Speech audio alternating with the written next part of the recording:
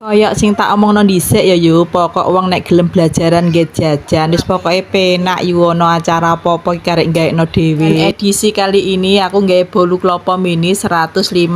biji yo. Nah, pertama iki cahno ndoke 10 hiji karena aku nggawe hand mixer, dadi per mixeran 10 ndok. Nek mixere gede mono yo langsung kabeh adonan dadi siji. Terus lebokno gulone 400 gram, lebokno vanili sak bungkus, garam sejumput, tambah SP merek apapun iso sekarang pakai ovalet tapi SP terus di mixer sampai kental sampai putih berjejak pokoknya kucine nek berjejak ngene iki dijamin bolune ku berhasil dan nek wis dadi ngene iki mixere dikecilno spite dicilikno lho yo terus lebokno terigune 500 gram iki dilebokno secara bertahap nek wis dilebokno separo di mixer monggo nek wis kolet neh dilebokno neh pokoknya ngono terus sampai terigune entek 500 gram mau yo nah nek wis terigune wis kolet kabeh ambek adonan ndoke iki mang pateni mixere terus lebokno parutan klopo 400 gram gawe klopo matal utawa setengah mateng aja tua-tua yo mendak persak dilepokno bertahap 2 kali diulet-ulet nganggo spatula wae wis cukup yo nah dilepokno ping loro ngene iki diudek-udek sampai kolet kabeh bar ngono lebokno minyak goreng 400 ml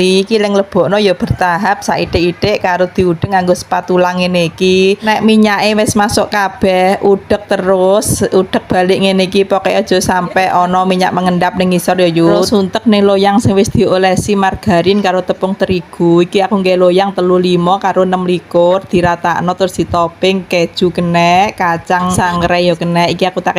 kacang sangrai bar ngono terus di oven. Iki ngopenku loro-loro yo soalnya kan ndoke bukan 10 dadi siji ngopen siji mixer neh. Terus nek wis ditutup oven ngene iki oven selama 30 menit suhu 200 derajat yo terus diangkat ngene iki. Panen dhuwure wis garing sempurna rupane coklat ayu ngene iki yo terus pinggir-pinggire sisi kanan kiwa tengen iki dianoni spatula ben gak kelet soalnya iki mang pinggire ora tak oles margarin yo cukup bawah atau dasare tok sing tak oles pinggire gak perlu ben mengembang sempurna kuwene terus diwalik nah bar ngene terus dipotong-potong sesuai karo ukuran mika iki loyangku ukuran 35 karo 6 iki tak potong sesuai mikane iki entuk bolu sekitar 30 biji yo untuk ukuran mikane aku nggawe ukuran 6 mbah 7 ngono lho yo mang bar ngono terus wayahe packing memaking diadai mikane didekek dicepret kiwa tengen aja lali ditempeli stikere yo ben tambah manis tampilane yo ben koyo nek tuku ning toko-toko bakery ngono lho yo masih gawean dhewe aja kalah karo nek tuku dan iki hasile kabeh iki wis dadi sekitar 150